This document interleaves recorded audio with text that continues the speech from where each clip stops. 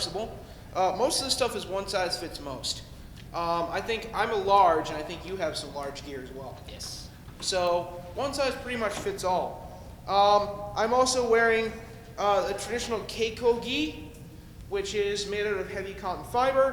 And of course you have these awesome 80s throwback parachute pants, which are called hakama. And they're folded in the front, and each fold represents a principle of the samurai. And there are actually two folds in the back that represents the two deities of martial arts. So, we're going to get started. I'm going to show you a little bit of a sample of what a kendo practice would look like. I'm going to show you some of the attacks, a little bit of the footwork, some of the drills. So, what we're going to start off with is putting on the armor. Now, there's a whole ritual in and to itself with putting on the armor, because the first student that had his armor on got to practice with the master. You were most eager. So, but I'm going to do it slow so you can see how we do it. So first, actually I should be very traditional about this. If he's the student and I'm the instructor, we would hold our sword in the left hand. If it were kenjutsu, it would be a little bit different. I'll show you that.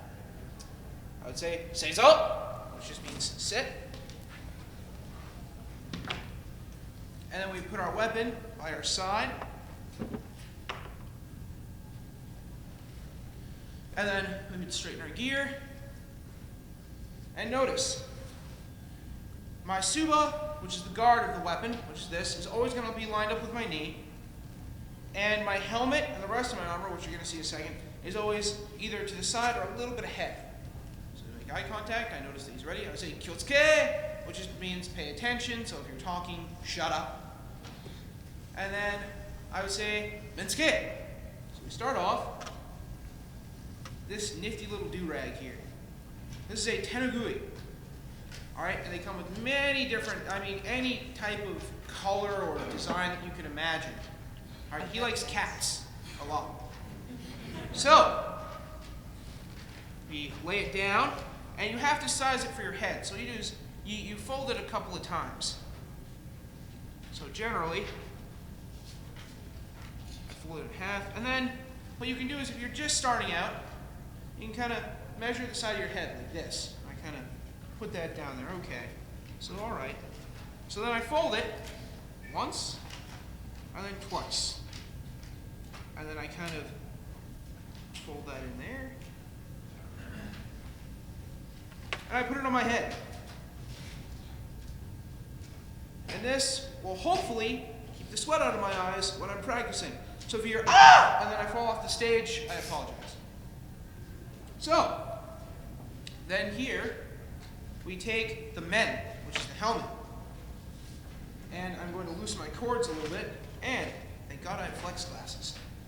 So, what we do is, you put in chin first, you pull the cords back, and I'm going to talk a little bit louder now. And your chin rests comfortably on a little chin rest here. You'll notice here, this is to protect your throat from thrusts. You don't see them a whole lot, but they are allowed, so you need to be prepared for them. So we then tie.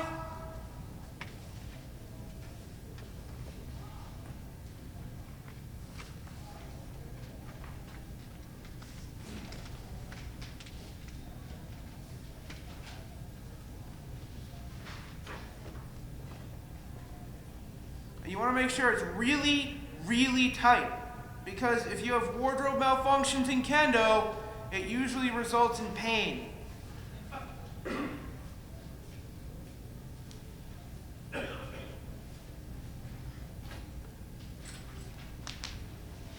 notice, you double check, make sure it's nice and tight. Then, I make sure it's behind me.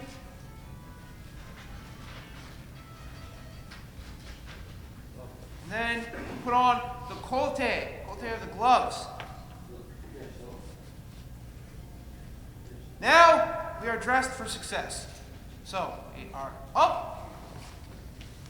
And the traditional bowing is usually 3 large steps in. So we will abbreviate that here. So we go up, we take 1 step, 2 step, 3 step. We drop. We come down, we do something called Sankyo. We come down like this. And then up. And this is where we start our practice. Now, in Kendo, spirit, at the very beginning, they say have strong spirit. And again, you want to terrify your enemy and give yourself courage. So right when you're ready for practice, you always give a ki. So if I'm ready, I go, ah! And it can be anything you want. It can be high pitch, it can be low pitch. I've heard weird things where people go, ah! And it throws people off. But you know what? That's a strategy too. Because if I'm sitting here grabbing my dough laughing and he hits me in the head, that's perfectly valid. So, one of the basic things that they teach you is footwork. Now, footwork in Kendo is essentially like this. I'm going to have Dave follow along with me. So, Dave, if you would come over here with me. I'll stand a little bit ahead. This is called Suriashi, which is literally sliding feet. So what you do is, you push off with your left foot. So notice my left foot is actually up a little bit. And I push off, and I literally slide. And I try and keep the rest of my body absolutely motionless. Alright, so that is the footwork we are using. Attack steps are just an exaggerated form. Like that. The strikes. You have men, kote, and do, and of course ski. But I will not practice that here. Because they are trying to actually get rid of it. They probably won't, but they are trying. Ski is literally where I come out, and I thrust right here. So, I don't want to knock Dave off the stage, so I'm going to be nice. Alright, so, men essentially looks like this. There's two forms. There's the sport form, and then there's like the traditional form. There's big men and small men. So if I were to do big men to Dave, hey! Ah! Hey! Ah! That's big men, a big strike. Small men is more what you see in sparring. So I'd be like, hey! Ah! Hey! Ah! So you see something like that. Kote is the wrist, because without a right hand, I can't hold. Thank you. All right, so I'm glad I'm wearing a man. It muffles the sound. This is awesome. All right, so for kote, I would simply move over a little bit, disengaging at kote. So, hey!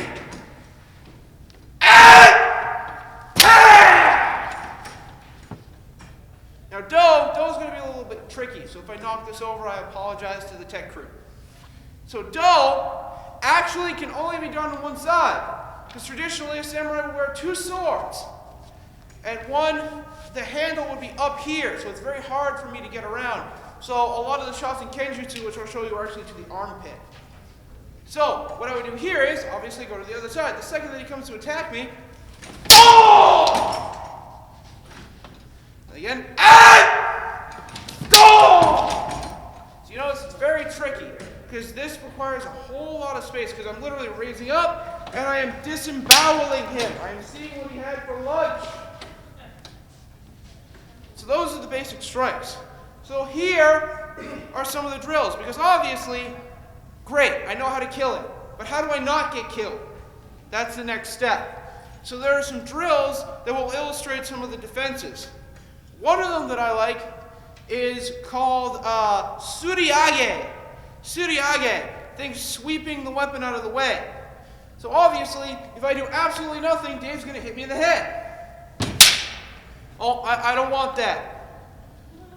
I like living, and I like my head the way it is, in one piece. So I defend myself. And what I do is, I simply just slow it down.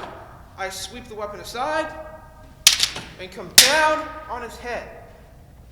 So that's Suriage. I can do it either way. Being very careful now. So he attacks my head. I sweep, strike. So again, I can go either side. So he has about a 50-50 chance of countering it.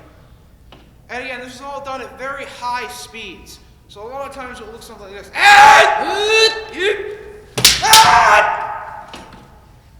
And it'll be over very quickly. I encourage you to go watch some of the Japanese videos, the people that do it for, a living, their entire life. I've been doing this for about 6 years. All right, imagine someone that's been doing it for 20. So, now we have a couple of other things. There's also kaeshi. I love kaeshi. I'll show you why. All right, this is another men defense. I want to protect my head. The primary target is always the head. Because if you want to kill someone dead, you just cut their head in half and that's it. Kills people dead. So, to defend myself, as he goes for my head, go! I can actually go right in. Cool thing about do. Normally, I always have to keep my right foot forward. It's tradition. I always keep my right foot forward. But with do, I can switch it up. I can take a step in with my left foot. So as he goes for my head, go! And then I correct myself, and I come out. So, that's some of the real basics. Now, defending the kote. So defending the kote, that's actually fairly simple. Actually, I'll be over here so you guys can see. I want to give you guys a good show. So, he goes for my kote. Ah! So all I did was I kept my tip on the center line, and as he struck, boom, I knocked to the side, boom, small man right into the top of the mat. So there are a couple of other things you can do. You can do kaeshi as well. That was kote suriage men. Kote kaeshi men looks a little bit different. What I do is, as he goes to strike, I let him hit my weapon, and I come around and I strike. Now this one's difficult. Sometimes you have to do a step back with this. But that's okay. So, back, boom. Alright, so defending the do. Defending the do, it's very difficult. That's probably one of the hardest things to do. And the best thing that you can do if he goes for your do is honestly to just knock it down. And then you can come in, you can do something called tare, which is body blow, which would be something like this. Hey! And I can literally rush him and body check him. So, those are the basics of kendo. So now I'm going to show you what a sparring session would look like. And this is kakari geigo, and it's basically attack practice. We're going to pick a target and go for it. Okay? So, Dave here is going to go for about 15 seconds, and I'm going to go for about 15 seconds. Then we're going to change gears. Okay? So, I will present a target to him, and he will just go for it.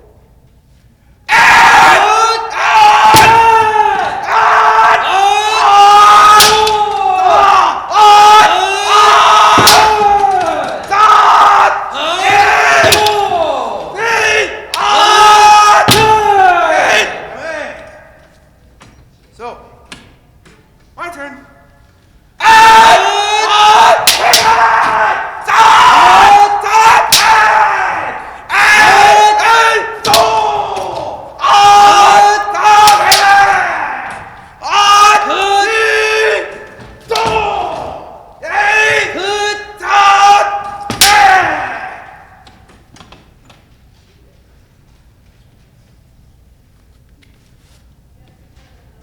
Alright, so that is kendo in a nutshell, ladies and gentlemen. So, now we're going to switch gears. I'm going to pick up the real sword and I'm going to show you what iaido is like. So, same thing. Line up, I'll say shizo. We'll take our kote off. I'll say, and skate!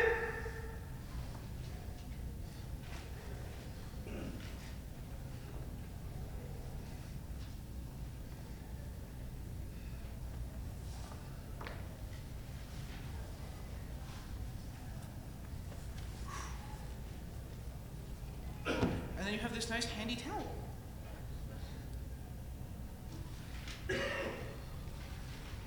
Here, you would drape. Also, cool note, doing this, big no-no. That's the sound of a kimono sleeve when you draw a sword and cut somebody's head off. They tell you, in kendo, big no-no, never do that. Somewhere in Japan, there's a sensei crying right now. So, I'll stop that. It'd be nice. So then, meditate, and then we take off the rest of armor. So, armor comes off real quick. You literally just pull, pull off. And then up here, handy little flap. They like everything to be very neat and tidy. So notice all the not so intricate knots are always underneath the armor. So my lovely assistant David Lee is going to put away my armor, and I will get into Iaido. So Iaido is again the way of drawing the sword. So first I need a sword. Sword. Excellent. Cool. So again, I might not know when my opponent is going to attack me. The samurai actually could kill anybody for almost any reason. They just had to provide proper justification for it. So for instance, if someone who was drunk bumped into you and then started like swearing or cussing at you, that's reason to kill them, apparently. So, or let's say I bump into a samurai. He might just be high and mighty and decide to, I don't know, kill me. So obviously I can't just walk around like this, like a paranoid guy all the time, because I'm going to cut people. So I need to be ready, and that's what Iaido is for. It is responsive, and there is sitting and there is standing, because the samurai went everywhere with their weapons. It was their soul. So you would never, ever think to go anywhere without your weapon. So even when I'm sitting, and most of the Iaido kata start from sitting, I would have my katana at my side. So what I do is, I just have it here, or this is actually considered informal. I sit like this, but look, even in an informal setting, got my katana with me, always. And there's some really cool stuff you can do without even drawing the weapon, whereby if they go to strike me, I can take my katana, put it underneath their arm, and then put them into an arm bar over my sheath. So they learned how to use their weapon in many different ways. So let me show you some of the basic draws. Some of the very basic draws are obviously horizontal, diagonal, diagonal up, of course, vertical. So a lot of times you just have to be quick. A lot of times, boom, the weapon just comes out. Now this is a little bit heavier than I normally use. This is a heavy katana. This is about 3.5, 4 pounds. Normally they can be as light as about 1.5 pounds. So what you do is you first start out, you need to loosen the weapon. And also, note for those of you that want to try this at some point, I encourage you to try Iaido. I really do. It's a lot of fun. But never open up the sword like this with the thumb on top. So when you go to draw, you will slice your thumb open. You'll think you got a paper cut, look down, and then pass out from blood loss. You always go from the side, from the inside. And that way, if I'm walking around like this, a lot of people did walk around like this, but as a sign of respect, they would hold out their hand like this. So if I passed another samurai, I would do this. You could see my hand wasn't on my weapon. As a sign of respect, I would do this. If maybe we were uneasy. But we're going to assume you tried to kill me. So what I do is, first, I push the weapon out so it's nice and lax. And I bring it out. Then I begin my draw. I reach up at the very last second, and I start stepping forward and drawing the weapon out. And then at the very last second, right as it's about to come out of the sheath, I turn it to the angle I want it to go at, and I complete my draw with a snap of the wrist. And this goes to either the throat or the temple, most commonly. And then I finish off with a fatal blow to the head, because I want to make sure he dead. So, sheathing the weapon. Sheathing the weapon is very difficult in the beginning, but now, I can pretty much do it with my eyes closed. It's just knowing your weapon. So, a lot of times when I draw, it's just going to be and then, of course, I have enemy blood all over me. So, if I just kind of do this, I'm going to get blood all over everyone. And then I'm going to have like 5 more guys that want to kill me. So, I go up, straight down. Shiburi, which is bloodletting. And from here, there are a bunch of different ways to do it, but my favorite way is to do this. Because at any moment, I can defend myself. At any moment. And notice I do the entire process in reverse. So at any time, I can reverse the process again and draw again to defend myself. In, and this is the one time where you do put your thumb on top, is when you're holding the sword in. That's another sign of respect. My thumb is on top of the tsuba. My hand is out here. So I go down, in, and very prearranged, I step back. So that's the horizontal draw. The horizontal draw is like this. I come out. So, vertical draw. Vertical draw, I literally draw straight up, and the good thing about this is you never want to ruin your cutting edge. All right, this is a 3-foot long razor blade. I want to keep it in good condition. So I actually block with the spine, which is actually a softer metal. So I block like this, and I might step back and draw, and then come in and strike. So that's where a vertical strike would come into play. So I literally go back, boom, and then in, and finish. And then down here, if it's angled down again, this is another way of bloodletting. I can release like that, and it kind of goes off that way. And then sheath. I can also sheath to the side. Vertical up. Vertical up is very good for stopping someone's attack. For instance, if I see them go to draw, a lot of times I'll just do this. Because then as they bring out, they will cut themselves on my blade, taking care of the work for me. So I end up like this. So I'll show you one of those. So I'd be walking along, boom, right across like that. That also allows me to, again, step back and defend myself, and then come in again and deliver a fatal blow. Vertical down, I also like. Diagonal down. You come across like this. Gravity helps you go down into that draw. Again, this is aimed at the temple, but it can also be modified to hit the shoulder or the hand. So a lot of times I see someone go to draw, boom, right on the hand. And then from here, it's a great position to bring in, thrust, finish off. So I'll show you one kata that I particularly like, maybe two. Starts with sitting. And I'm having tea by myself, and suddenly I am accosted by many foes. And essentially what happens is, I have to kill all of them. So I'm sitting here, and then all of a sudden, boom, first guy bursts in. So I immediately up, draw out. Thanks, Red. So I draw out, and then I cut this guy first. One. I see this guy, I turn. Two. And all of a sudden, a third guy. A third guy wants to kill me. So I turn around, hit again. And from here, bloodlet, sheath. I come up. Again, very traditional. Step up,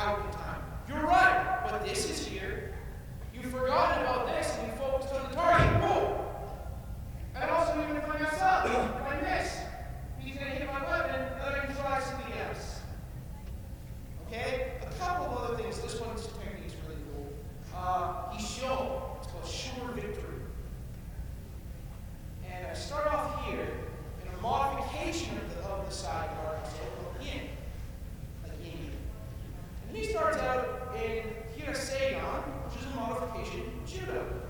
Because my hands are up, he wants to raise his hands as well to cover the rest of his body. So, for instance, let's say that he attacks me. I can knock him down. And then, obviously, he can't strike there, so he raises up to strike again, but I've got it. I cut off his hand, once again, very much less of a sword. I can take the initiative on this one, so we're in the same position. Actually, come on in. There you go. I can go back and cut right up there. But let's say I want to start with. I want to be the aggressor. I can do that too. Before he even makes a move, I can go into jump. There you go. So let's say I want to catch him. I can knock it down and cut right in. If I really want to. That's how I want to take the initiative. Generally, I don't. So that's the Yakushi Kagure. There's a couple of other things in the Yakushi Kagure that I like.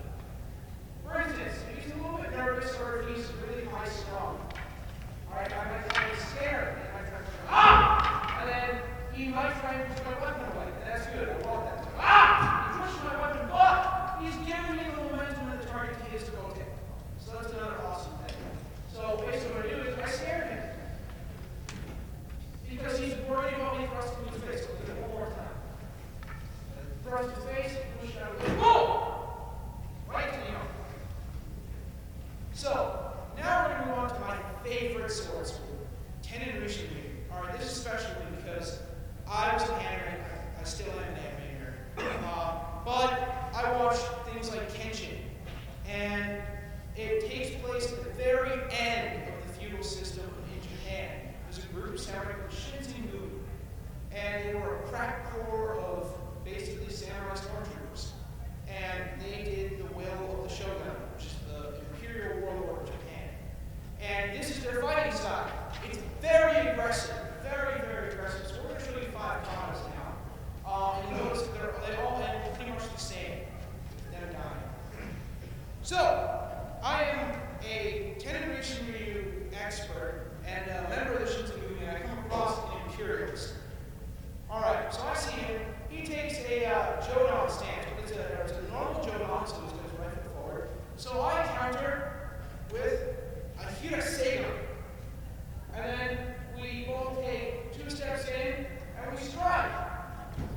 Now notice, we both went for the same target, so we nullify each other's attack. So we need to try something else. So we pull back. We try something else. Alright, I'm going to try the same head strike again. Ah! I did it too. Alright, so here, he steps back, and I catch him on the step back with a quick thrust to the throat. Set. We take our 2 steps. 1, 2. There we go. Move it forward. There we go. So, I'll show you that without talking.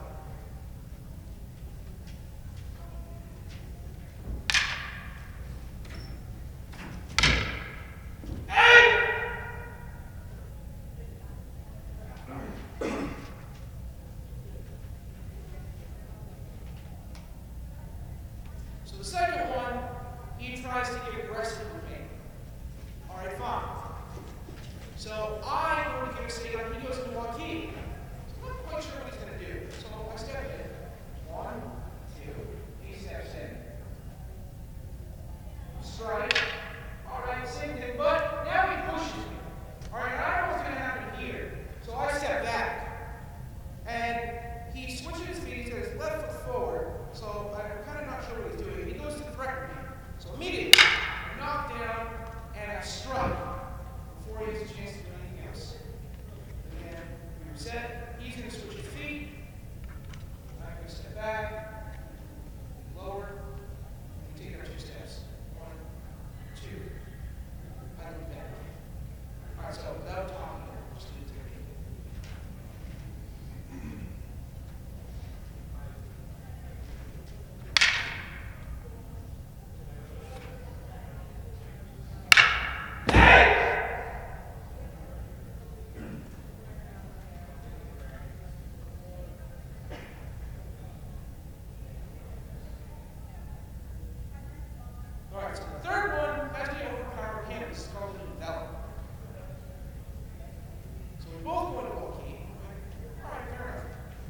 So we take 3 small steps in. So we go right foot, left foot, right foot, strike in.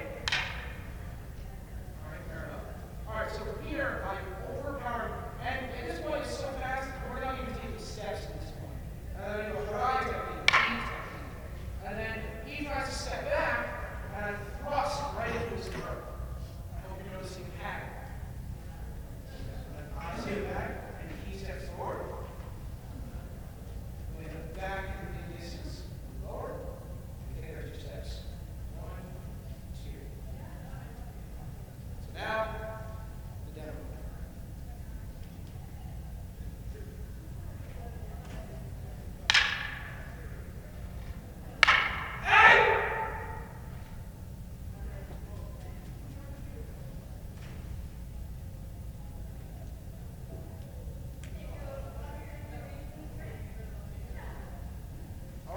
So this next one has me in an aggressive stance. All right, I'm in Jodan, but I'm in a high Jodan, and I'm forward. And again, he captures Kurosawa. So this is actually going to be something, basically a double thrust. So we each take 3 steps in. 1, 2, 3. Strikes. Boom.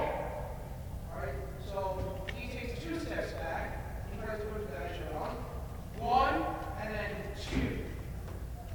So double thrust. And then 3 steps back.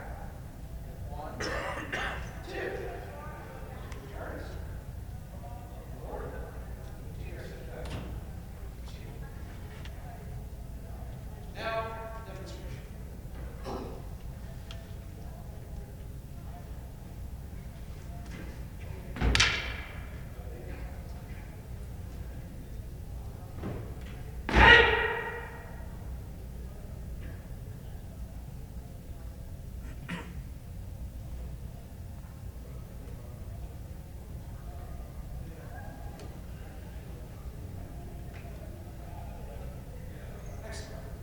All right, so final one has to do with super seria.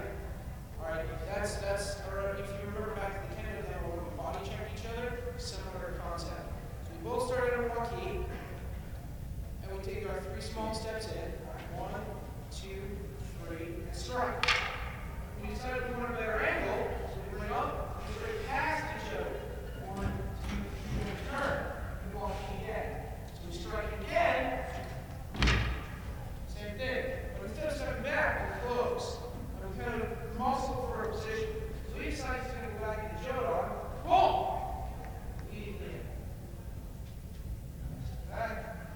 He steps forward. Lower. And take our steps. 1, 2. All right, so now the technique.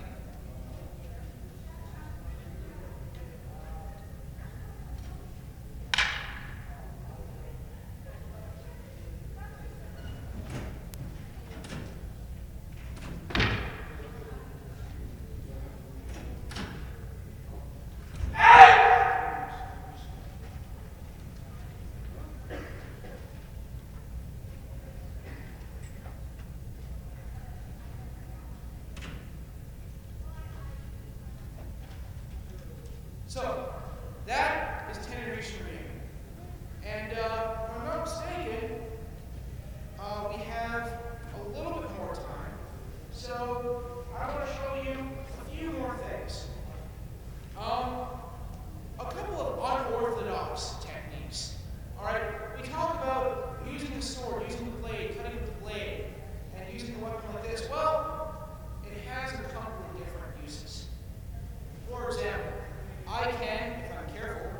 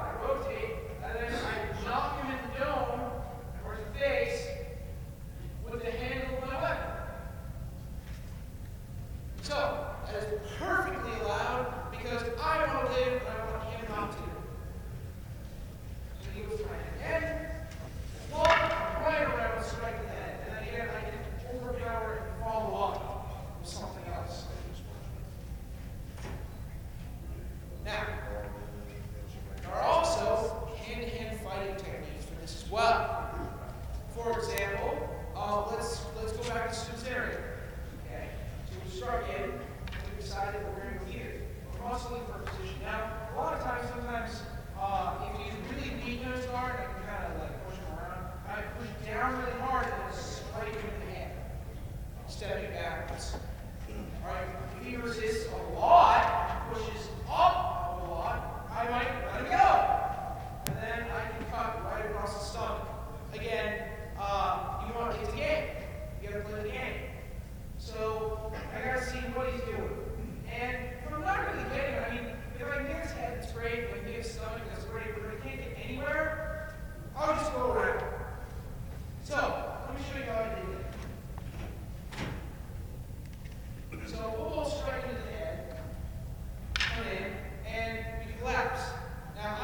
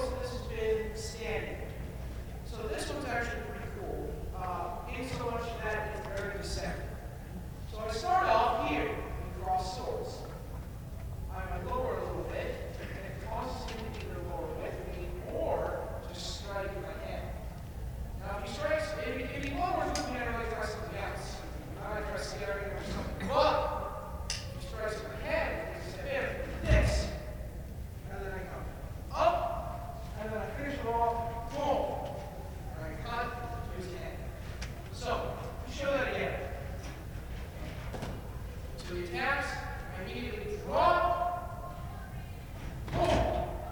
Instead of going left, notice right underneath the arm. Up, finish off to the back of the head. And again, it's deceptive. You expect me to do some kind of regular ball. No! No! I'm just going to get down on one knee, cut underneath, and come across. It's very unorthodox. It's something you don't see very often. But often enough, see unorthodox things that get you to win and get you to live another day. But since we're on the topic of unorthodox, let's say, for instance, I don't even have time to achieve my weapon, so I'll use this as an example. Shin cannon, wide blade, sharp, make people dead. So I don't want that. So let's say that Dave, we'll say that's a real sword. But let's say that maybe I don't want him dead. Maybe I don't want to kill him. Alright? So I like this. I'm going to calm down. He draws a sword and tries to cut me in the head anyway. I can stop him, and then I put him into an arm bar like this. I say, enough, dude, sober up, and we'll go chill. Alright? And I can take his weapon away from him at this point, drop it on the ground, and I still have him here. And the shogunal authorities did have police. So I can just wait there or get someone to help you restrain him. I know you didn't mean it. So there are things like that, but also it can be something very simple. It could be, I don't know if I'm trying to withdraw his weapon. We give him right in the face, or you can give his elbow away. It could be something that simple. So, other things. Alright? Again, you don't necessarily need to kill the person. It could just be a disagreement over something stupid and you realize that. So again, he was to throw his weapon, stop him here. Alright? I can also, if I can also do this. This is if I want to kill him. Alright? This is if I don't want to kill him. I can bring it out like this, I can bring it down. If I want to injure him, and the second that I go up, I see him wrong, to the inside, stops his drawing and allows me to draw. So, you need to be very careful with stuff like that. The technique basically looks like this. We'll do it long first. You see the technique, you see the drawing into this side. Notice how I come down a little bit to the inside, and I would draw, and I lean my body, draw like that, and I come back, and I can come across the arm, or across the throat, or across the temple. So, again, small lift, Dave. See good? No. Like that, and then right across. So, I believe we only have a couple of minutes left. So, what I'm going to do is, I'm going to open up the floor for any questions you might have for me or Dave about our training, or about what you've seen today. So, if anybody has any questions, feel free to raise your hand. Yes? Absolutely not. Absolutely not. But what they do is, in the very beginning, they actually slow things down. They break it down step by step. I remember when I was under instruction, they broke it down into maybe just this, into about 10 different steps. And you had to perform the first bout of 500 times before you would even consider number 2. So at that point, it's muscle memory. So you're right. Because it starts off, it's going to be really, really fast and rewarding. In fact, most duels only lasted several seconds. I've actually done a lot of research on medieval duels. They're actually outlawed during the Kurosawa show. But a lot of times it would be posturing, trying to figure out what's the best angle to go at. And then when I have it, I think I have my opponent, immediately go for that killing blow. But, of course, I don't want to. Kata are done slow generally because they're used to